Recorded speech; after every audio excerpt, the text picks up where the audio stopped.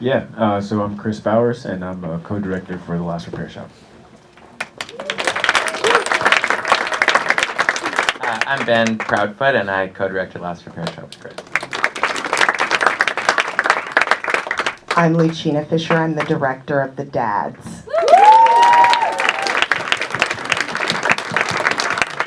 Kiana Jackson, and I co-produced Black Girls Play. Hi, I'm Jessica Bishop. I directed Puffling. So I have two questions for our directors and producers on stage, and then I will open up to you folks in the audience. So please start thinking about your questions, and we'll get to you momentarily. Jessica, why don't we start with you?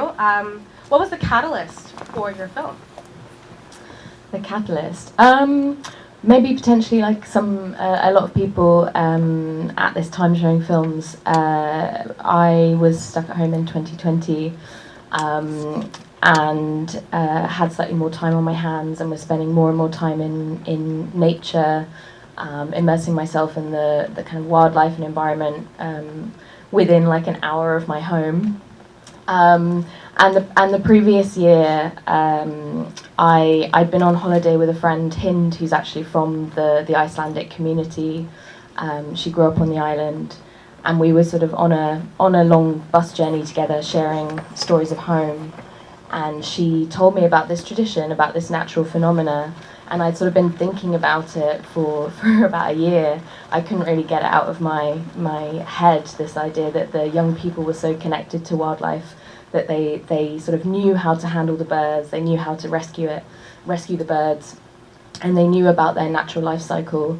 So yeah, I had more time, and I could start developing that, and together with Hind, we started developing the film remotely through Zoom, and I was like meeting lots of different young people and getting to know them, and that's how I met Berta and Selma and started developing the relationship with them for about a year before we started filming. And that was all online. Obviously we had to film in person, but yeah. Thanks for sharing that. Same question. Yeah, I mean, it was really about developing something around Black girls' contributions to sports and our popular culture. And as we got deeper and deeper in research, we're like, oh my gosh, this touches everything. This is like so much. And so, yeah, it really just got about getting into hand games and this folklore and just kind of this thing that we all have this very personal connection to, which was really fun. That was probably the best part, is just everyone was like, I used to do this and I used to play that and I recognize that. So that was just the absolute joy of developing it and working it all out and bringing it to people. So wholesome. Same question. So I work alongside a lot of these dads on the human rights campaigns, Parents for Transgender Equality Council. And back in 2020, I overheard 3 of the dads at a conference for LGBTQ youth talking about taking a trip out into the woods. And I just thought, that's an interesting juxtaposition. You know, here they are, these dads who go hiking, hunting, camping, and yet they're here showing up for these trans and LGBTQ kids. And I just kind of butted in and said, could I tag along and maybe bring some cameras? And they loved the idea. So it took us another couple of years because of the pandemic, and we shot it last year. And as we were shooting, I don't think that I realized that it was going to be Dennis Shepard's first time actually fishing since the death of his son Matthew, and that it's been 25 years this year since he was killed. So the universe just has a way of, I think, making it the right time. Good instincts too. Ben, Chris? Yeah, Jeremy Lambert, who's the producer on the movie, had come across an article about the repair shop, and that it was the last one in the country of its kind. And I just was like, oh my God. You know, first of all, I felt very proud to be from Los Angeles, and sometimes it's hard to feel proud of being from Los Angeles. There's not that many things, or we're not particularly proud city sometimes. And I was so proud of that. and I'm from Canada, but I've lived in LA for a long time.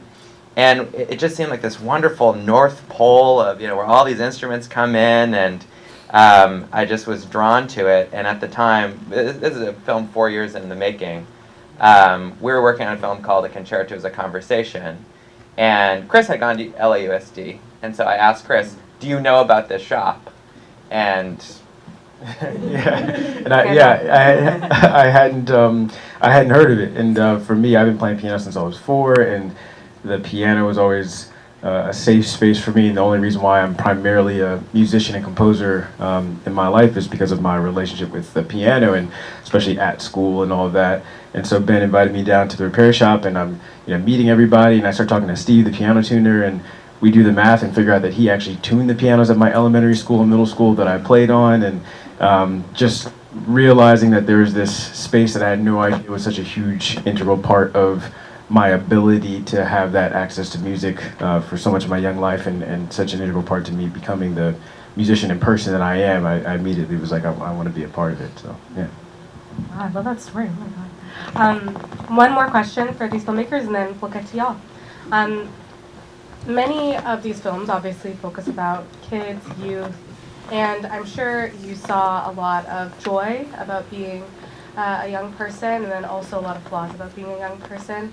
So I would love to know what you learned about the joys and flaws of coming of age. Yeah, I think for me, I almost forget what it was like to be a kid in terms of what mental health thing I might have been moving through, and how music helped me through that. I think that, experiencing so much of life since then, there's a part of me that when we first started interviewing the kids, I felt like, oh, that's so cute, you're having a difficult time in your life, and then you start having these conversations, and I was so emotionally moved and blown away by the things that they had to navigate and move through. I mean, even since we filmed Portia, the little girl in the beginning, she lost her mom. Amanda, the pianist, she lost her dad, and so many of those kids dealt with a lot of incredibly difficult things, and that just reminded me of the world that we're in now, and how it's even more difficult for kids to navigate mental health and all these things. And so that became even more of a reason why it felt important to shine a light on this shop and this practice of helping kids have something to move through those difficult things with through music. Yeah, I don't have that much to add, because I think that kind of hits the nail on the head, but I think it was amazing to watch, and you can see it in moments in the film, what a balm music is. And I remember feeling that way as a kid, listening to music, dancing around the living room to music. My dad loved music, I always would play music, and like it is, so much is said about the universality of music, but it really is this magic that can play a huge role in your feeling of community and togetherness, and to experience that and be sort of revealed that by an 8-year-old or a 9-year-old, to be reminded of that was a beautiful experience that we wanted to share. I do think the title, "The Kids Are All Right," is such a perfect title for all of these shorts, because really the kids are all right. It's the world, right? That's the problem. And I think, in my film, the dads are reminded of that, when they look back, that their kids were really trying to tell them who they were from the beginning. And it's the world that tells them something else. And just being reminded that it's okay to believe your kids, and sometimes your kids teach you how to be a better parent. So I do think the kids are all right, and we have to remember that we've got to preserve that part of them that knows who they are, that has that spark of joy and play and love for something bigger than themselves. So I love that these dads are really showing what that journey looks like for them, what unconditional love looks like. It's not easy. It takes work, and eventually, if you see your child and really hear them and listen to them, you might get it right.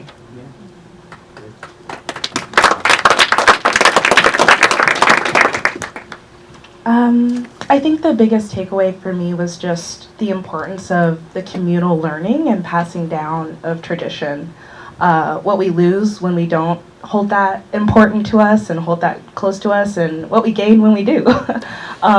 I think that it's just so important that we not only recognize kind of our history and where we come from and what's important to us, but celebrate it and make space for it in our current traditions. And I don't know, it was just something really beautiful about weaving together, you know, Missy Elliott and Beyonce with girls on TikTok. Like, I don't know that that happens every day. I don't know that they get that shine every day. And so it just felt I felt honored to be a part of that experience and a part of that, you know, shining light on. So it felt really important, and I feel grateful to have had that experience.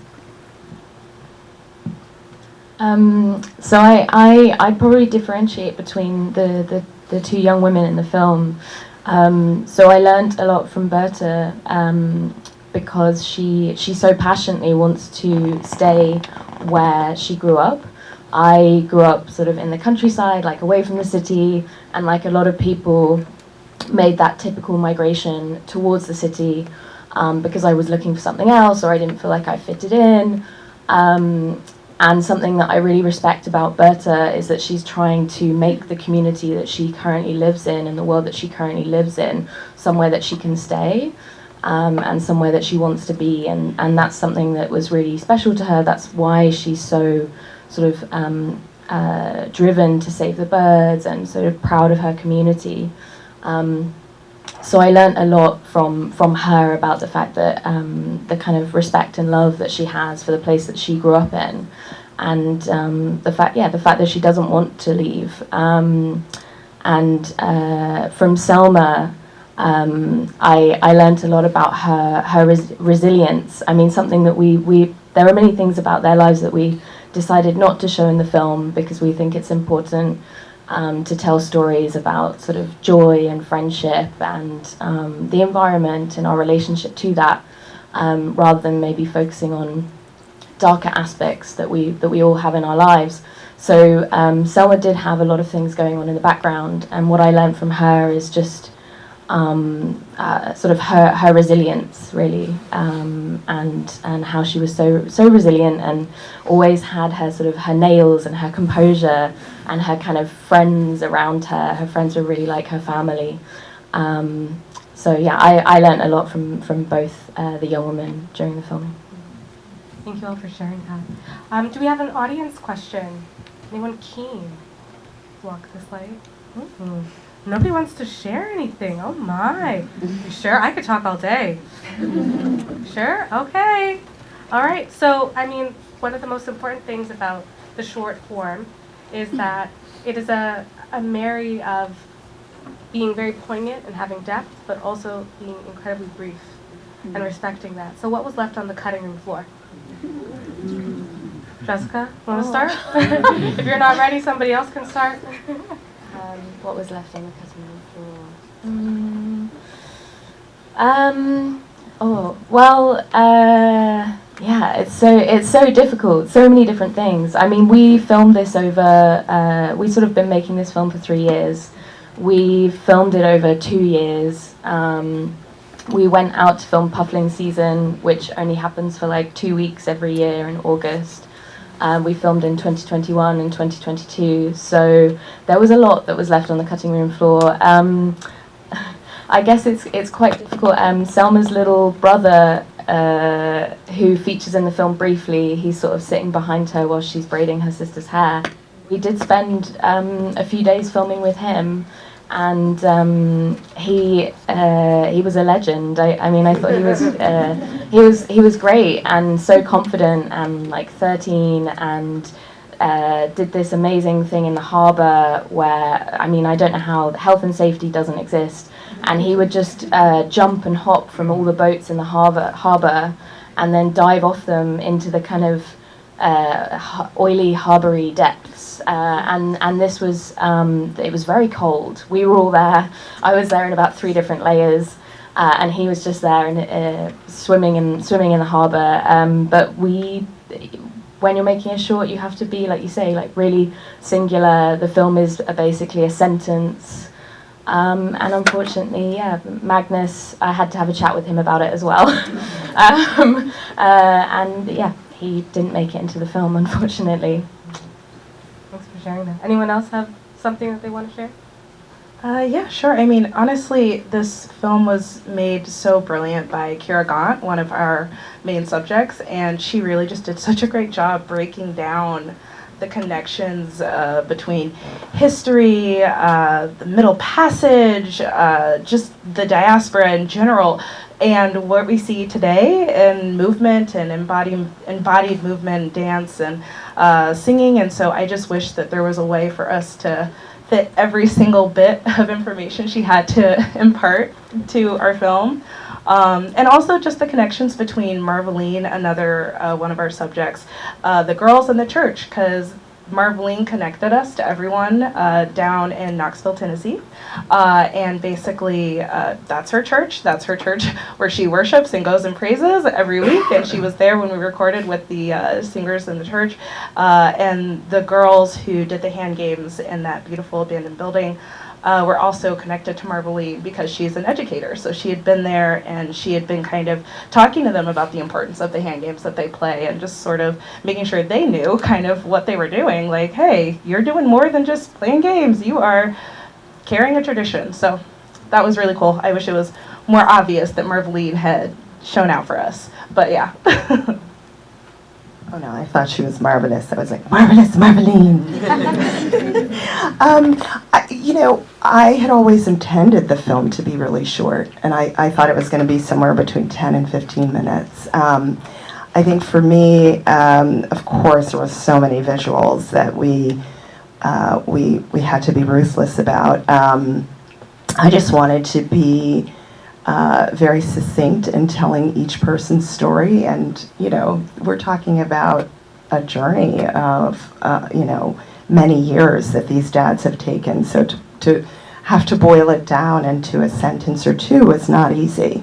But ultimately, also just trying to find what is the arc of the story, and recognizing that the loss of Stephen's wife was this sort of pivotal moment where the dads recognized that, oh, I didn't realize this was part of your experience, and this joining together, this understanding that we cannot do this alone.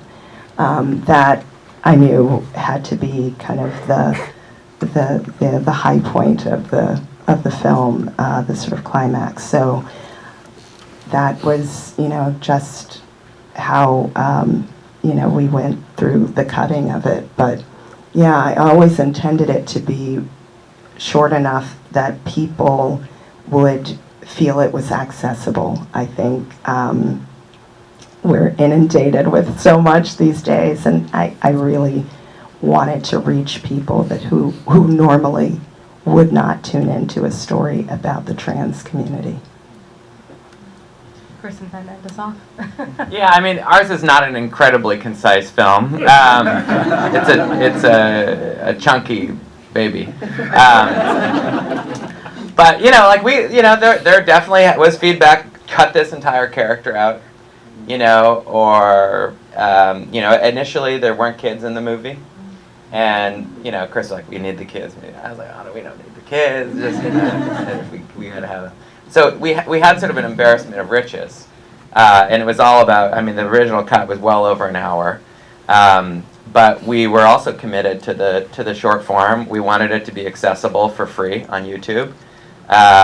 We wanted, I think there's a movement in our industry to make things as long as possible, to keep people's attention for as long as possible, and we don't subscribe to that. And so how can we take this very communal practice? I mean, 600,000 students in LAUSD, I think something like 200,000 employees in the school district. So we wanted to have that feeling of the bursting heart of all of these people who contribute to this, such a, nothing more important than education. And so we're just sort of like at the edge of, you know, the 40-minute mark. By far the longest short I've made. Yeah. Chris, anything to add? Yeah, I mean, I just want to also shout out our editor, Nick Wright, just because, yeah, for us to give him the task of, you know, shaving off so much of it while keeping so much of the heart of the story, like Ben was saying, I just was pretty mystified how we could, you know, I think about Patty's story and her talking about crossing the border and that whole experience, her talking about the depth of being a single parent and mother and all of that, and you know, there were so many parts that I felt watching it like, oh, we can't lose that, and then he'd show us a cut, and I was like, oh wow, actually I feel like I still get the emotion and all of that, and then all the kids, like you see all these kids at the end that are just playing. We interviewed each one of them, and we just decided that we needed 4 to represent the 4 different departments, and each of the ones that you do see, we had long interviews with each of them, and so, you know, there's so many of them talking about, you know, one student that his family was fleeing Colombia because his dad was a politician and they were being threatened, or another student who moved here and didn't speak English, and music was the only thing that kept him feeling like he could connect to his community. So, you know, there's so many things like that that, yeah, we didn't have, but it was really amazing to see how, you know, between us and Nick really just trying to figure out how we could put it all together. Yeah. Can I get another round of applause for all of our